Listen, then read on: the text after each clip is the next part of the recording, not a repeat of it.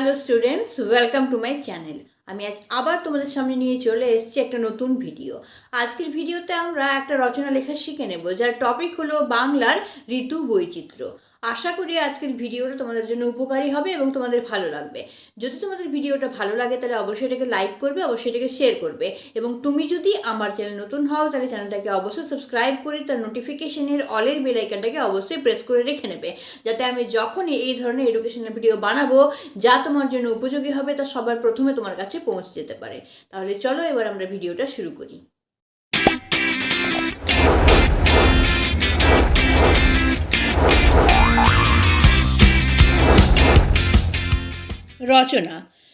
রচনা লেখার সঠিক পদ্ধতি কী বা কোন ফরম্যাট ফলো করে রচনা লিখলে তা সঠিক হবে তার একটা ভিডিও আমি আমার চ্যানেলে অলরেডি আপলোড করে রেখে দিয়েছি। তোমরা যদি এই ভিডিওটা দেখার আগে সেই ভিডিওটা একবার দেখে নিতে পারো তাহলে তোমাদের কনসেপ্টটা পুরোপুরি ক্লিয়ার হয়ে যাবে যে কোন পদ্ধতিতে বা কোন ফরম্যাট ফলো করে রচনা লিখলে তা সঠিক হয়, এবং যার ফলে তোমরা এক্সামে ভালোভাবে রচনা লিখতে পারবে এবং ভালো মার্কস পেতে পারবে। তাই আমি তোমাদেরকে অনুরোধ করব যে এই ভিডিওটা দেখার আগে তোমরা সেই ভিডিওটা একবার দেখে নিও। তাহলে চলো আমরা আজকে দেখে নিই যে আজকের টপিকের ওপর রচনাটা আমরা কিভাবে লিখতে পারছি। আমাদের আজকের রচনার টপিক হলো বাংলার ঋতু বৈচিত্র্য। রচনা লেখার নিয়ম অনুযায়ী সবার প্রথমে আমরা কিন্তু এখানে ভূমিকা দিয়ে রচনাটা শুরু করব। তোমরা চাইলে কিন্তু এখানে ভূমিকার জায়গায় সূচনা লিখেও শুরু করতে পারো। রচনা লেখার ভূমিকা অংশটা যদি একটা কোটেশন অথবা একটা কবিতার লাইন দিয়ে শুরু করা যায় তাহলে কিন্তু রচনার মাত্রাটা অনেকাংশেই বেড়ে যায়। তাই আমি এখানে একটা কবিতার লাইন দিয়ে এই ভূমিকা অংশটা শুরু করেছি। বাংলার মুখ আমি দেখিয়াছি, তাই আমি পৃথিবীর রূপ খুঁজিতে যাই না আর। রূপসী বাংলার কবি জীবনানন্দ দাশ বাংলার ঋতু বৈচিত্র্যের রূপ সৌন্দর্যে মুগ্ধ হয়ে কথা বলেছিলেন। বাংলার প্রকৃতি লোকে রূপ ও রঙের যে পট পরিবর্তন ঘটে তার দিকে তাকিয়ে বাংলাকে ঋতুরঙ্গশালা বলে মনে হয়। আমাদের পরের পয়েন্ট হলো ঋতু বৈচিত্র্যের রূপ ও রং। বাংলার মাঠ ঘাট নদী নালা নগর নগরী গ্রামগঞ্জ ঋতু পরিবর্তনের সঙ্গে সঙ্গে নতুন সাজে সেজে ওঠে। ঋতুর বৈচিত্র্যের মধ্যে নিত্য ঘটে রূপ ও রঙের পরিবর্তন।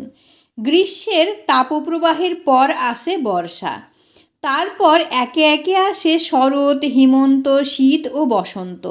প্রত্যেক ঋতুরই আলাদা আলাদা বৈশিষ্ট্য রূপ ও রং। বর্ষার বৃষ্টি ভেজা অরণ্য, ঘরবাড়ি রাস্তাঘাট নদী নালায় বন্যা, আকাশে কালো মেঘের ঘনঘটা বিদ্যুতের ঝলকানি। শরতে শ্বেতশুভ্র মেঘের আনাগোনা, হেমন্তে বৈরাগ্যের ধূসরতা, শীতের আশ্চর্য বিষণ্ণতা ও বসন্তের উচ্ছল উন্মত্ততা ঋতুরঙ্গশালার নানান রূপ ও রং। পরের পয়েন্টটা হলো বিভিন্ন ঋতু।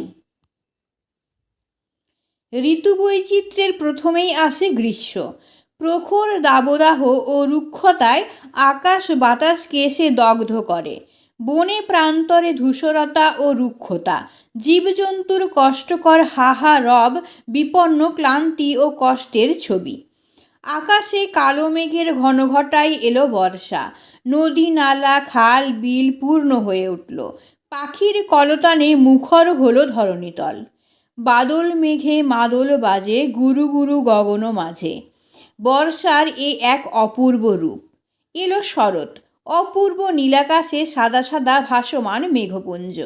দিগন্ত বিস্তৃত মাঠে সোনালি ধান ও ফসলের সমারোহ।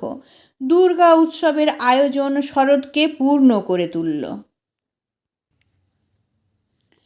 চতুর্থ পর্বে হেমন্তের আগমন। মাঠে ঘাটে রিক্ততা বৈরাগ্যের ভাব, ধূসর প্রকৃতির বিষণ্ণতা ও বৈরাগ্যের মধ্যে হেমন্ত লক্ষ্মীর অনুপম মূর্তির যেন সাক্ষাৎ ঘটে।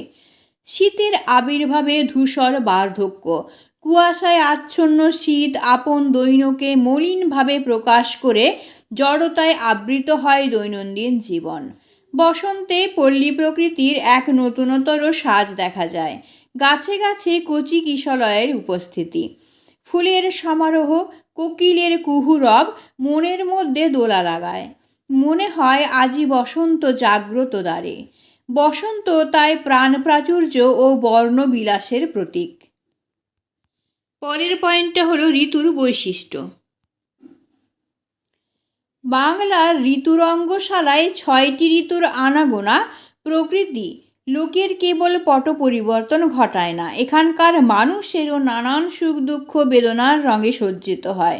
পরিবেশের পরিবর্তনের সঙ্গে মানব জীবনের একটা নিবিড় যোগ রয়েছে। এবার আমরা চলে আসলাম উপসংহার অংশে। বাংলার নানান রীতিনীতিতে, লৌকিক আচার ব্যবহারে, উৎসব মেলা অনুষ্ঠানে, সুখ দুঃখ আনন্দ বেদনায় ঋতুরঙ্গশালার প্রভাব রয়েছে অনিবার্যভাবে। আমাদের সাহিত্য সংস্কৃতির যে ঋতু বৈচিত্র্যের প্রভাবে প্রভাবিত, এ কথা অস্বীকার। তাহলে দেখলে কি সুন্দরভাবে আমরা সুন্দর সুন্দর পয়েন্ট দিয়ে এই বাংলা ঋতু বৈচিত্র্য রচনাটি সুন্দর করে লিখে নিতে পারলাম। তাহলে তোমরাও কিন্তু এইভাবেই লেখার চেষ্টা করবে, তাহলে দেখবে তোমরা এক্সামে ভালো মার্কস পেতে পারবে। আজকের ভিডিওটা আমি এখানেই শেষ করছি। পরের ভিডিওতে নতুন কোনো টপিক নিয়ে আবার তোমাদের সামনে হাজির হচ্ছি। ততক্ষণের জন্য বাই, এবং ভিডিওটা দেখার জন্য তোমাদের অসংখ্য ধন্যবাদ।